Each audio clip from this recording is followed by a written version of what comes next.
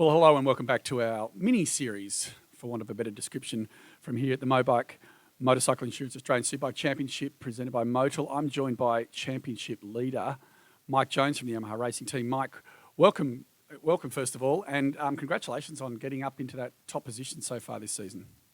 Thanks very much, and thank you for having me.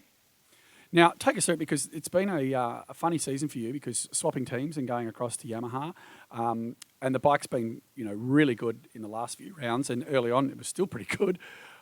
Championship leadership after the round 3, would you have thought that at the start on the Friday of Phillip Island round 1, or is this a bit of a surprise to you?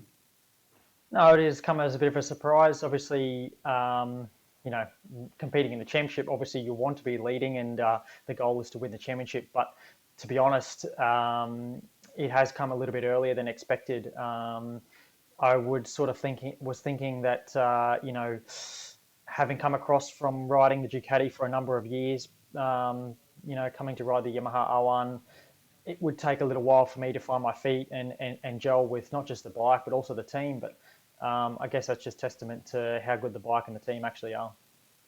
Yeah, would it have suited you to be the underdog moving forward, or you don't mind having the target painted on your back as the current series leader? Yeah, look, to be honest, I'm easy either way. There's benefits and to both sides, but I feel like if I can just, the situation that I'm in now, it's kind of just pin the ears back and just go for it. So that's the mindset at the moment. I think it was Queensland Raceway where you really sort of started to stamp your authority on the series, and that you were dominant, did the 51 points, the maximum points there.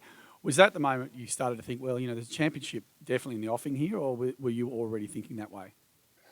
Look, coming into the season, my goal was to obviously challenge for the championship, but of course taking the maximum points at Queensland Raceway was proof that not only can I do it, but the bike can do it, and working with the team, we can achieve it. I guess the real, although it was great to do that at Queensland Raceway, that was such a track that I had such a good advantage at because of track knowledge. The kick for me is being able to win at Wakefield Park, a track that I probably don't really like that very much, and to be able to get a win there sort of really drives it home for me that we can do this. Yeah, I think everyone would agree, but it was interesting there because it's really showed that between you and Wayne Maxwell at the moment, you couldn't slide a piece of paper between you in terms of that ability to go out there and win on the day. The fact that you traded wins at that event, and similar sort of passing, not necessarily positions, but that similar sort of the hunter becomes the hunted and vice versa. You swapped around a bit there. Let's go on to move forward and talk about Darwin, a circuit that favours horsepower with the big long straight, but also has some pretty technical bits and so on. How do you think the Yamaha will fare there, in particular you aboard that? To be honest, I'm really excited and looking forward to Darwin. Yes, we've got a long straight there. The Ducati will perform very well, and it has done in the past years.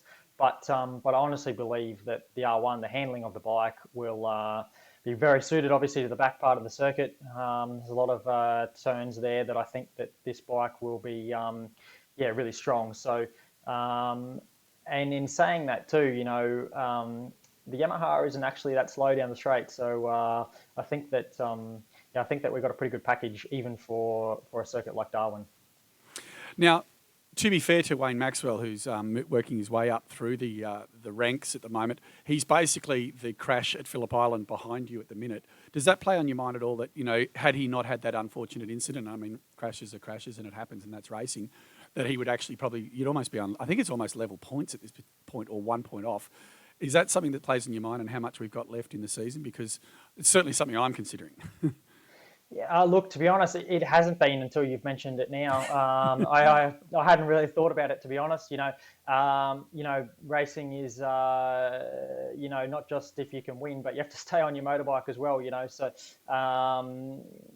look, consistency plays its part throughout the year, and I think that the position that I'm in now is really great because if I'm in a position where I can challenge for the win and I feel comfortable and confident to get that, well, then I'll be able to do it. But if you sort of feel like you're stepping over your limit, then you've got the buffer there to concede and just get that consistency. Now, let's just go back again to Darwin, because you said, you felt the Yamaha will do really well in the non-long straight, although, as you said, you still think you've got reasonable horsepower there. You personally and Darwin, how do you feel about the Hidden Valley circuit? I honestly really enjoy the circuit. It's a circuit that's one of my favourites. The layout, really suits my riding style, I think. And although I didn't have a fantastic time there last year, that certainly doesn't mean that I don't enjoy the circuit. I think that the sort of nature of the turns, they're somewhat flowing, and when the circuits are quite like that, then that suits my riding a lot, I think. Yeah, and it's also a great event, isn't it? Too. I mean, you're not south enough like we are to enjoy the sudden change to warm weather, but getting up to Darwin in the middle of June is also a pretty great experience all round. Yeah, look, being in Darwin's, it's exactly that. It's just a great experience. The weekend is sensational, fantastic weekend. So much action, obviously with the bikes, the cars. We got the drag cars as well. So there's so much going on and so much for the fans to see and do. So not only for the fans, but also, for the riders, like there's a lot of other interesting things happening. So sort of takes your mind off the racing a little bit, and you get to enjoy the spectacle that there is. Now, I want to ask you, what supercars garage would you like to be parked in front of for the duration? Whoever's winning. You don't have a preference, a team that you follow particularly, or a car that you like, do you know any of the drivers? I know a lot of you guys do know some of the drivers and train with some of them as well. Yeah, look, I mean, I don't really follow the supercars a great deal, to be honest. But I have had a little bit of interaction with Will Davison. So if there's anybody, it would likely be Will. We've done some events and stuff together in the past. So for sure, if the opportunity is there, I'd like to be pitted in with him. I think he would love to be racing superbikes as well as the supercars. I know he's had a couple of rides on some of the guys' bikes.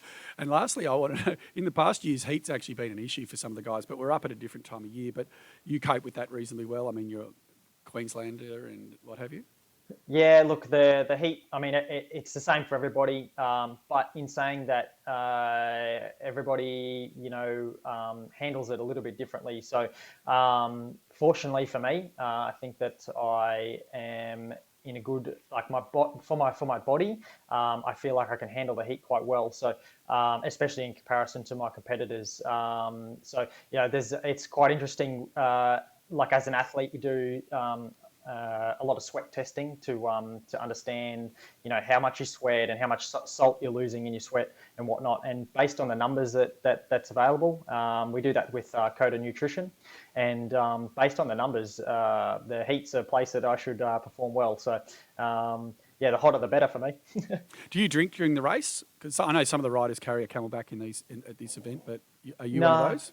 No, I don't. I never actually have. For me, the races are sprint races. They're 20 minutes. I find that I can get through 20 minutes without needing a sip of water. All right. Well, we'll look forward to seeing you up there, Mike. Congratulations on the leadership at this particular juncture. It feels weird to congratulate someone on leading, but it's been a really tough battle thus far and really, really entertaining for the fans and for people such as myself. We'll look forward to seeing you in Darwin in just a few weeks and catch you there. Fantastic. Looking forward to it. See you there.